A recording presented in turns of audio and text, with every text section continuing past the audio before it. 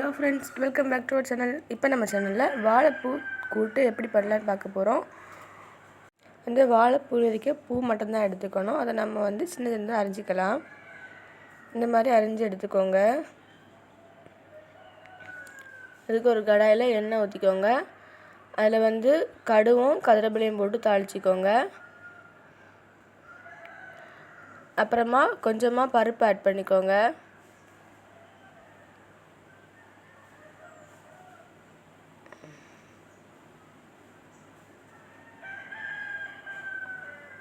அப்புறமா கொஞ்சமாக உளுந்து ஆட் பண்ணிக்கணும்.